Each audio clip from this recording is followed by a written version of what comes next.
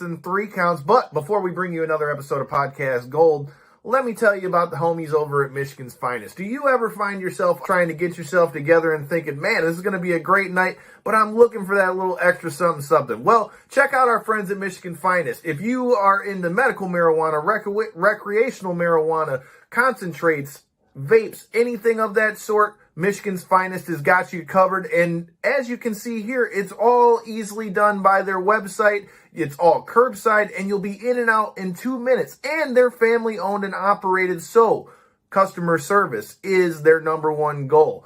And now, since they are rocking with knockouts and 3 counts, use the code KO3MF. Yes, that's KO3MF. You get 10% off your entire order, but that does exclude featured items and items that are already on sale. But if you use that code, you're getting 10% off your items, and I promise you, either if you're looking for that big knockout or you're ready to hit the sheets for that 3 count, Michigan's Finest will get you together. Tell them knockouts and 3 counts sent you, and I promise you, you're going to be having a great night. Peace. This is the Ring of Honor, a.k.a. Shane T, boy, the baddest champion you ever seen, boy. This is Mr. Anderson. This is good old JR Jim Ross, and you are listening. You're listening to Knockouts and 3 Counts. Cover! We got it, the new world champion! That might be one of the craziest knockouts I've ever seen in my life. Knockouts and 3 Counts is the podcast dating to the real deal, baby! Knockouts and 3 Counts starts now. What up, though? It is an early morning one for me. You'll be seeing this on Thursday at our normal time. But, there's special reason for me to be up early after Lights Out last night, because today I am joined right before her PFL debut going down in New York City, right at Madison Square Garden, where we saw UFC 281 last night. I'm not going to butcher your last name, but Miss Katherine Corogenes. Let me see how close I was. Corogenes. Damn. All right. Almost, I tried. almost. I know how it is with last names, even though mine looks like Collision. People still mess it up all the time. So I was like, damn, let me see how this goes so I don't butcher it. It was good. It was good. Hey, well, how you doing this morning for me? I know it's late over there for you. Yeah, so I'm over in Phuket, Thailand. So it's almost bedtime here, about 10 p.m. But I'm feeling good. Today was a rest day, so I'm happy to be here and chat. I appreciate it. For those who don't know, she's originally from Philly, like our buddy Mega Ran. You're over here in Thailand. Tell me about that. What prompted the move over to Thailand, and what made you choose Nova Now? I know you were with AKA Thailand for a little bit. Let me know what made you make the move, because that's a hell of a move. Yeah, right. So it kind of was one of those unexpected, never saw myself in this position type things. I actually came here for a holiday for 2 weeks. I was living in Germany previously doing my PhD. So I kind of took a 180 career turn. What'd you get a PhD in? Or what were you going for a PhD in? I was in the last stages of getting my evolutionary anthropology PhD. Yeah. What does that involve? I'm sorry, we're a little off the track, but I can't help it. Right, throw a wrench in there real quick. Sorry. It's all good. Anybody who watches Knockouts and 3 Counts knows we go from wrestling to MMA to boxing to, if you're following us on social media, you saw that we had quite the time here for Halloween. So yeah, we go all over the place. So we're gonna go to Africa. We're gonna go to Chimps. Actually, my focus was primatology and social learning with mother and infant chimpanzees. So I bounced between a research institute in Germany and in field sites in Africa, where I did my field work and followed wild chimps and filmed them using tools and tool use and learning. And yeah, so a real 180. That sounds dope, though. I mean, that's definitely a 180. But okay, so what's your favorite country you've lived in so far or been in, whether that's Africa, Thailand? Ooh. I love Thailand. It's the only country outside the US that I felt like I made a home in. But in terms of travel, Italy can't be beat. The food, the people, everyone's beautiful. Everyone looks great. Like, I felt homeless when I was there because I was looking, in Philly, we're happy with our, if you have good shoes, some sweats, but yeah, Italy. I can respect it. I'm from Detroit. Yeah, you know what it is. So I already know what time it is. yeah, you know what it is. I like it. Well, Thailand, over there, I mean, like I mentioned, you trained a little bit at AKA Thailand. I know you've now changed camps. You're over at Nobia now.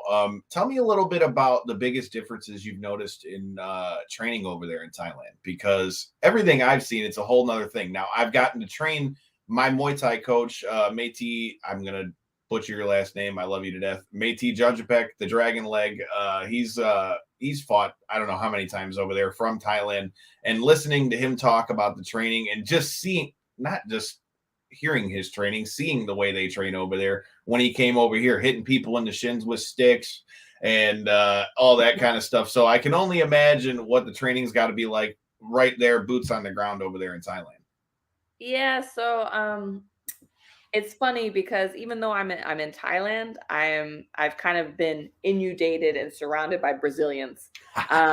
So so my style is more like old school shuto box, like aggressive smash Brazil. I like somehow it. I understand Crash now. Crash, yeah. Yeah. But of course, the Muay Thai here is another level. It's just, you see kids from, under 10 already in the ring. You see when they're teenagers, they have 50 fights. They're machines. The energy is incredible. I love, training. And if I have one of the Thai guys hold pads for me, their energy is just contagious. It hypes you up. The sounds, just the culture of fighting here is so strong. You can't help but get amped up when you train. But yeah, so I was at AKA with Marcio Caesar, who actually opened his own gym here, Nova União, and that's how I made the move. So very much still BJJ Brazil in Thailand. So I totally respect it. So the reason and it's a good thing to bring up, especially with your opponent coming into your PFL debut. She's the kickboxing, she had the USKA championship and all those kind of things. With you being, the jiu-jitsu ace, that's gonna be a good thing for you coming into this fight. So before we get to the fight, tell me about coming to PFL. How are you feeling about fighting in PFL? And to make your debut, to make your debut in New York of all places, and on the $1 million card that's going to be on ESPN and all that stuff. Not much better way you can debut. Yeah, I feel so incredibly grateful. I'm so excited. It's been a hard few years, I think, for everyone and every fighter with COVID. I dealt with some injuries. I was, at a point questioning whether this was it for me, whether to just go back to jiu-jitsu full time. And then, I just kept pushing, kept waiting, and the universe came with the answer. I still can't believe it. It still doesn't feel real. I'm happy. I feel like I'm coming home for the fight. New York, Philly, we're not the same, but we're close. They're close. Yeah, I feel like there's a lot of hype around my opponent, but the US, New York, East Coast, that's my house. So I'm excited. And I really I don't have the words. I don't think I'll have the reality until I'm walking into the cage. Whew. Well, you brought up a good point I wanted to bring up in your matchup with Decheva here, because, they're hyping her up with the kickboxing background and all those things. And I watched your interview with John Hunko before I came in, before we did this. And, something that you talked about in there that really stuck out to me is, it's funny when you're looking at Tapology, Sherdog, all these things. They all will have different records for people. Like some people will say you got 2 fights. Another one says you got 25 fights. Like it's the way of the internet. So I find it funny because, you like I mentioned, Decheva seems to be this, they're trying to hype her up and all these things, but I feel like with what I've done in my research, learning about your training, I feel like it's a perfect spot for you to come in because one, they're making you the underdog, and two, I feel like all the pressure's on her because if you come in here, they're looking at her as this big, favorite and all these things. You come in here, catch a little choke, catch a little choke, catch a little leg. Tell me about that coming in where they're hyping your opponent so much. Is it another day in the office for you, or do you almost like having, like I said, the less pressure of the two? I like being the dark horse. I thrive off of it. A lot of my life has always been proving people wrong, always kind of being underestimated. So that fuels me, man. Like, and at this end, and you are right.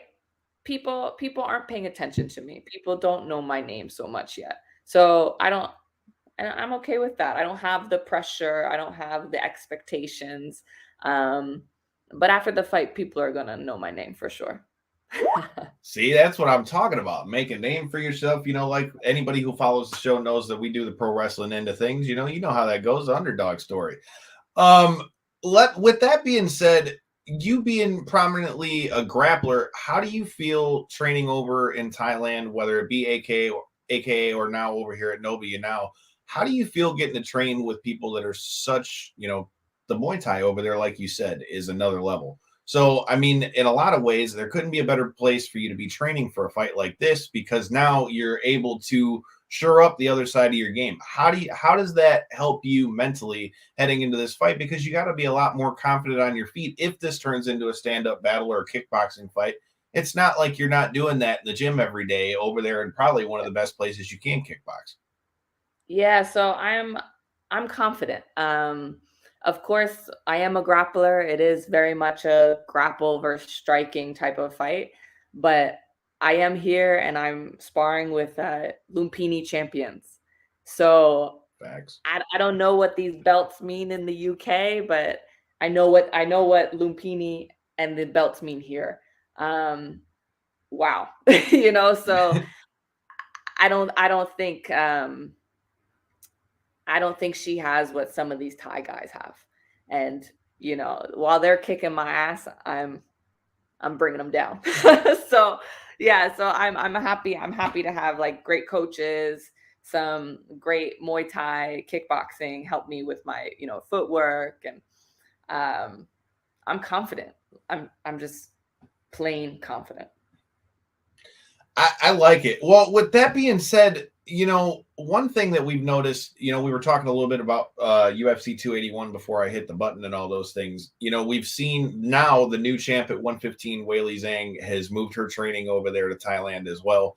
What is it about Thailand? Like you said, you feel like it's, I've heard you say in other interviews that you feel like Thailand is becoming like a hub in a lot of ways for MMA. Like, even though it's on the other side of the world, you're getting some great fighters that are not only coming out of there, people that are going there. What do you think it is about Thailand and the training over there that's making it so appealing for people to go there? And do you think now that it's starting to open up after pandemic that it could be somewhere that we see even more people flock to? Yeah, for sure. I think with Thailand, it's the overall lifestyle it affords you here. You don't need to have a lot of money to train and fight full time, even when you're just starting.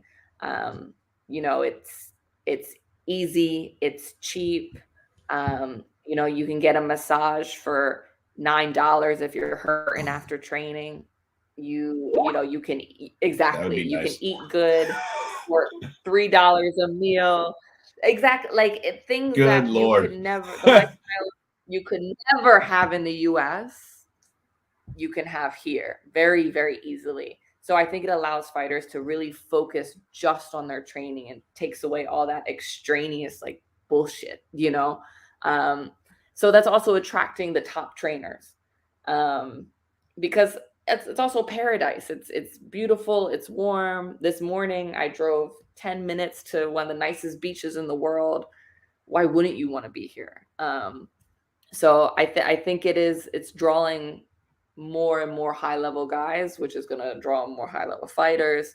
I think it's just going to keep growing and growing and growing. What's your favorite thing about Thailand that us Americans wouldn't think of? Ooh.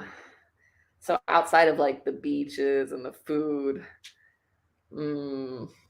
honestly, I know I just said it, but just the massages, like, like I get 1 to 2 every week. I'm paying, $6 to $10. They're fantastic. Um, yeah, you cannot beat it. I know there's some, like, ooh, massage parlors, but I love it every day I'm if I not. could.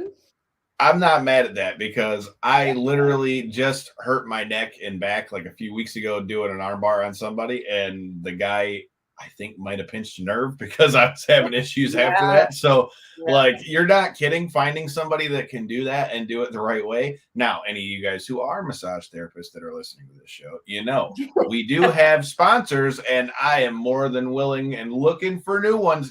Speaking of sponsors, get your money right and check out the homies over at G3 Payroll and Tax.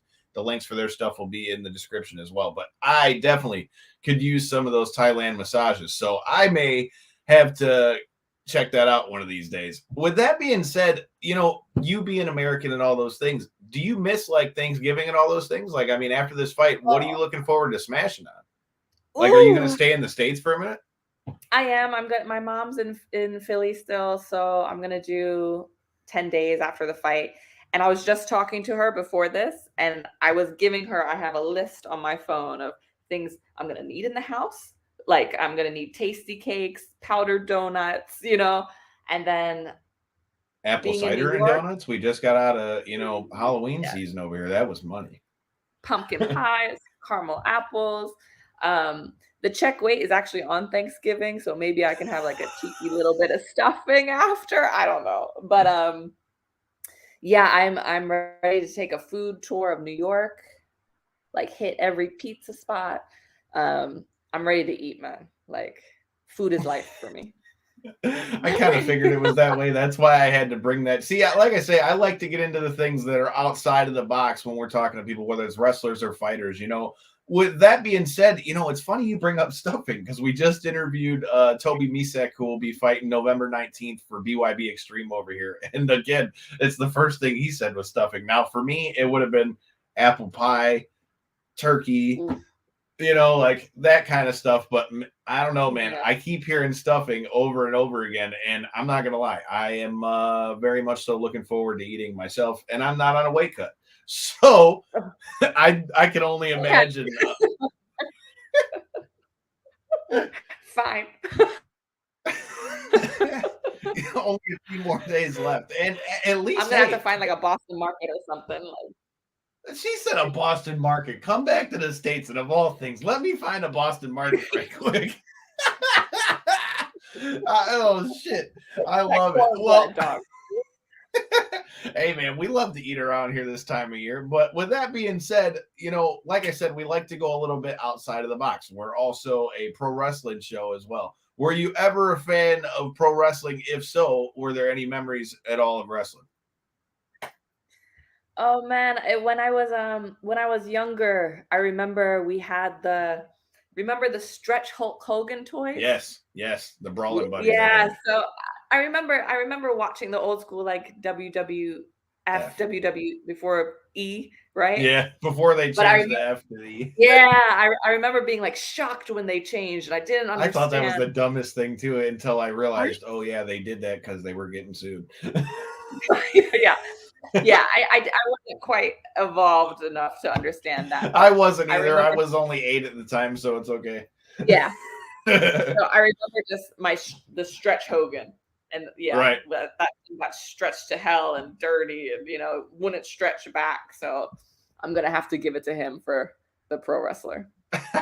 You can't be mad at that. I mean, Hulk Hogan is easily probably one of the most recognizable names when it comes to pro wrestling. Ironically, one of his biggest partners, Brutus the Barber Beefcake, is a past guest to this show as well.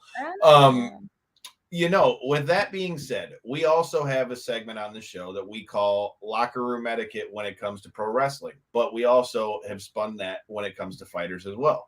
So on the wrestling end of things, we've gotten everything from we're talking like pet peeves and things of that nature. We've gotten everything from bring your own wrist tape, bring your own squirt bottle. wash your gear. Don't be too comfortable. Don't be afraid to still ask for advice and all those kind of things. So for you as a fighter, you know, we've switched that around. Do you have any pre-fight rituals that are out the way? Anything that you got to have fight week? Anything that like annoys you during fight week, or any like types of things like that? Yeah, I feel like fight week, it's easy to get annoyed, you know, at least for me. I'm super focused. I don't really want to hear about outside nonsense. Talking too much for me, you know, like, especially you just want to rest, Totally you want to respect recover. Yeah, so if someone's coming in your room and just a little too much talk, or you know, eating in front of you, and you're just like, later, you know. So yeah, but I think I don't have so many rituals beforehand. I just I get quiet. I kind of become a little bit more introverted. It's not something I do on purpose. It just kind of happens. I just get really focused, really quiet, and really cold, like ready for war. Yeah, it's just something clicks. Completely can relate. Like I said, I fought a few times boxing myself, and I was always like, that was the day of the fight. That's more how I was like, just leave me the hell alone. Like, Yeah. I'm trying to focus on what I'm about to do here. Like, Yeah. I don't need to talk to like 125 people. Like, you know, just leave me the fuck alone. After the fight, we'll be all right. And you know what I mean? I don't want to hear about your kids, teachers, mom, pet, dog, you know, like. I'm looking to kill somebody right now. Like I have to, I have to get in the mindset. Oh shit, this person is coming in here to kick my ass, and I have to make sure that doesn't happen. So totally can relate with that. Well, with that being said, you know, for those who are on the fence, you know, as we mentioned, fight's going to be on ESPN. You couldn't have been on a bigger card for you to be on. You know, for those who are on the fence, or those who are maybe catching your fights for the first time, tell us what your last thoughts are on the fight and how you see this one going. So I think it's going to be a good war. I think people need to be ready for the hype to be silenced, to remember my name, and for some good ground and pound, some good old-fashioned Brazilian jiu-jitsu, dragging her down. So get ready. She's coming with that jiu-jitsu press. Make sure you hit that subscribe button, like button, comment button, share all the buttons. Make sure you're following us at KO3C Pod, and let everybody know where they can follow you at, so they can keep up on this journey after you get this big dub at PFL. So I'm probably most active on Instagram, and you can find me at Katie, KATIE .Coro, CORO .BJJ. So Katie Coro BJJ. Do it. Follow them. Check out the sponsors. Shout out to Michigan's Finest. Shout out to G3 Payroll and Tax. Tell Jack and them we sent you. I know you guys are getting your tax together, because I'm going to be slinging the mail, because I haven't hit it big yet. Until next time, and in the in-between time, peace.